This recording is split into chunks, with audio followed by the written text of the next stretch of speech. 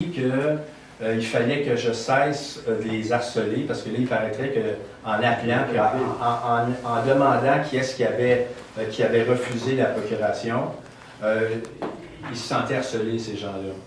Ils voulaient me mettre en charge ou m'accuser d'harcèlement.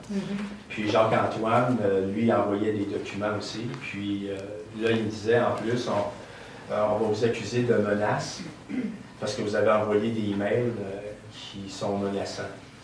J'ai demandé à l'avocate de regarder dans son ordinateur. J'ai demandé si tu étais devant ton ordi. Elle dit oui. Regarde qui est-ce qui te l'a envoyé. Puis réponds-moi juste oui ou non. Est-ce que c'est mon nom qui est là? Il me dit non. Là, tu vas cesser de m'accuser. Puis en plus, elle m'a demandé, je ne sais pas, vous avez déjà entendu parler de l'expression free man on the land? Ouais. Bon.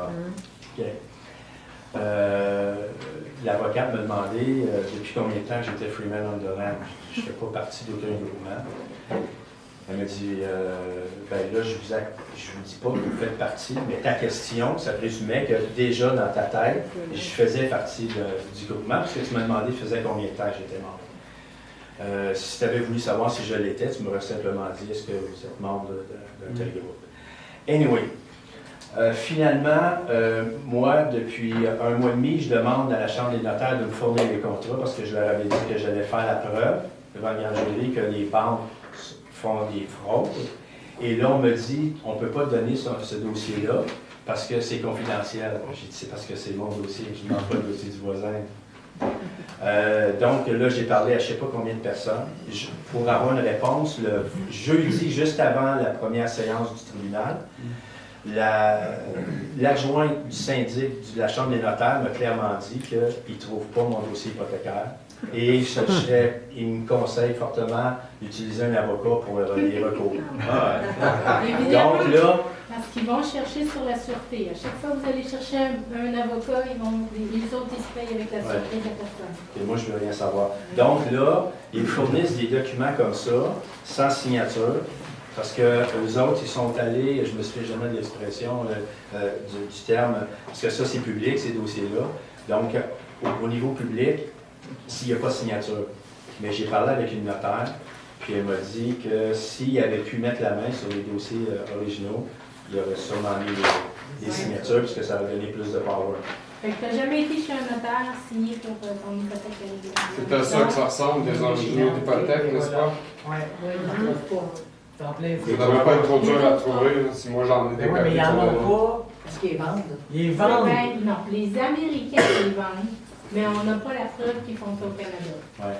Les Américains, on l'a fait avec le subprime, ça on le sait. Mais on n'a pas la preuve au Canada qu'ils font ça. Ils sont tous de connivence. Ils sont tous de connivence, les banques. En passant, j'avais un bon contact chez Desjardins, puis cette personne-là m'a dit que Desjardins ne serait pas en mesure de prouver qu'ils prennent de l'argent dans leur coffre pour les transactions hypothécaires. Quand je lui ai demandé d'avoir plus de détails, il m'a dit j'ai un code de déontologie à respecter, puis ces choses-là, je ne peux pas en parler. Ça, c'est Desjardins, ça? Oui. Ouais. Ah ouais, j'en ai lu le code de déontologie de Desjardins. Ouais, ils font tout sauf respecter le code de C'est déontologie. ça. D'après moi, ils l'ont jamais lu, là, mais en tout cas, c'est juste mon opinion. Puis, l'avocate qui m'avait dit que les prêts hypothécaires étaient virtuels, je lui ai demandé par la suite qu'est-ce qu'elle voulait dire par là, mais c'est juste des écritures sur un clavier.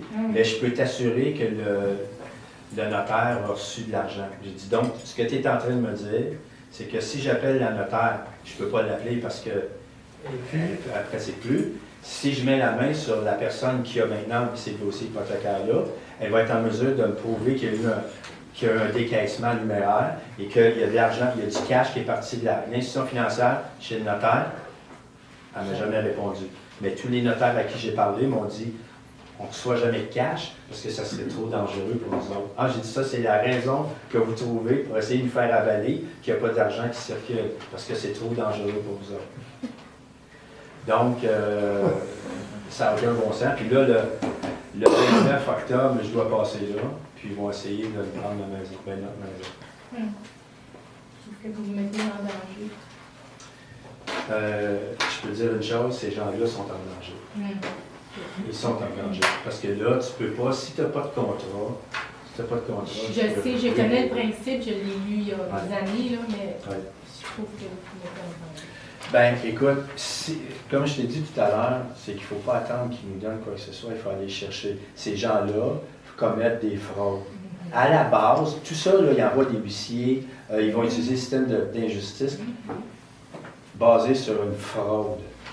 C'est grave, c'est très grave. Il est capable de payer sa maison, il faut qu'il reconnaisse le site et qu'il donne 180$. Si tu ne donnes pas 180$, tu n'es pas enregistré, c'est exporté. Fait que si exporte, tu n'es pas là, tu ne peux pas te défendre, on vient chercher ta maison. Je vais vous éviter de La lire. même affaire pour la CSST. Je vais vous éviter de lire. Je lirai pas tous les articles du Code civil là, concernant les contrats et tout ça. Là. Mais écoute, ça n'a aucun bon sens.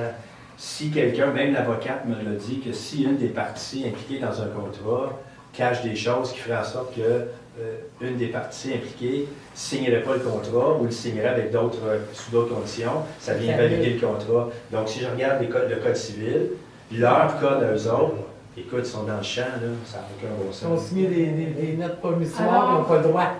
Alors, vous n'avez pas de numéro de la RAMQ, vous? Pourquoi? Parce que quand on a un numéro de la RAMQ, on appartient à l'entité corporative du Québec. Oh, mais c'est juste les cartes. C'est pas les gens. C'est juste la gestion.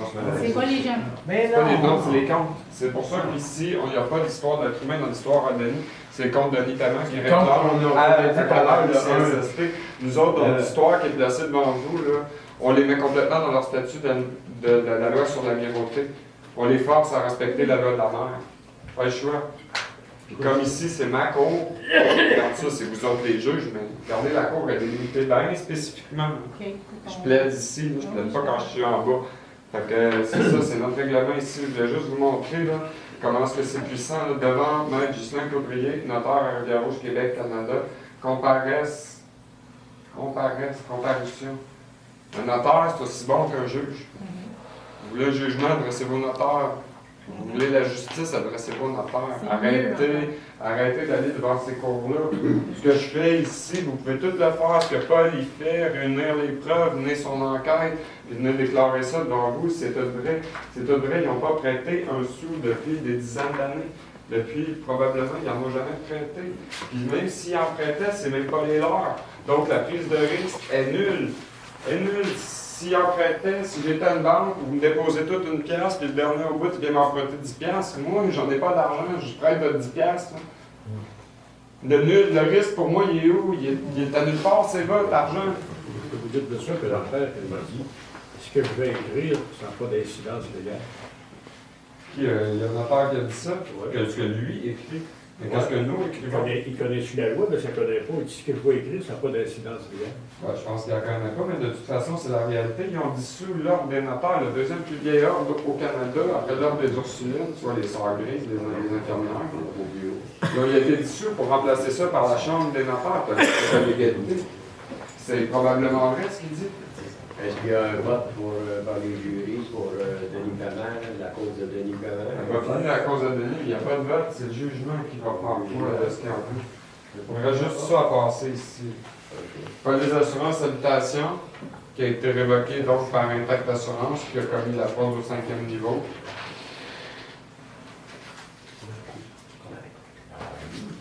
On voit que c'est pour un bâtiment d'habitation montant de 116 000 $.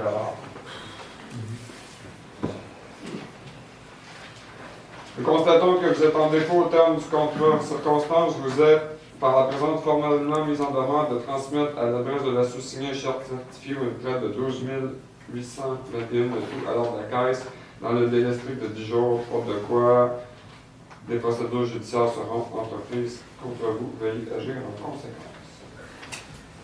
Nous allons avec.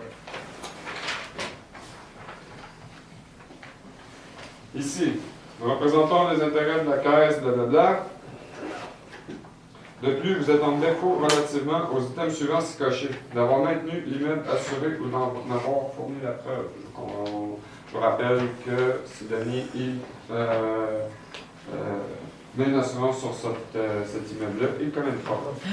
La caisse, donc, Puis, de toute façon, là, je vous signale que Desjardins, il y en a de l'assurance habitation. Pourquoi que, puis on les a incités à ça. Pourquoi que vous autres, vous l'assurez pas? Ben non, non. Vous allez nous réclamer 94 000 $. C'est-tu pas ce qu'il a dit, Pierre Paradis? Là, t'es moyen en bas. Bon, gars. Voici le contrat qui transformait la maison de Denis en prêt personnel. Le contrat non signé. Donc, C'est si la un maison, an et c'est demi- les maisons. Mais tu pars avec, tu vas chez vous. C'est ça. Regardez, puis c'est signé par le gérant de la caisse. Fait qu'il espérait-tu pas que Denis le signe, ce contrat-là? Denis l'a pas signé. Signer ça, c'était de remettre sa maison à la caisse populaire, alors que la caisse lui a donné sa maison. Puis aujourd'hui, il réclame sur un bâtiment sur lequel il n'a aucun droit. Ça fait 2 ans. Il essaie de faire passer ça comme un contrat valide. Il n'y a pas de signature dessus. Non, Pas de ben non, signature, on n'est pas renvoyé. ton contrat, il est chez le notaire, je l'ai demandé au notaire, le notaire, c'est le bout. La maison t'appartient.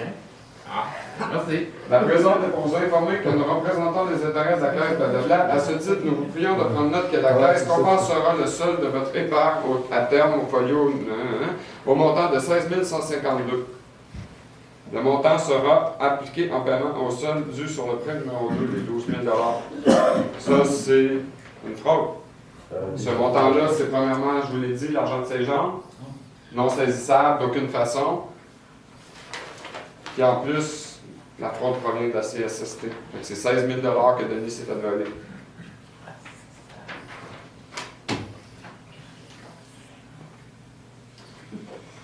Avocat, pilote Gadouri.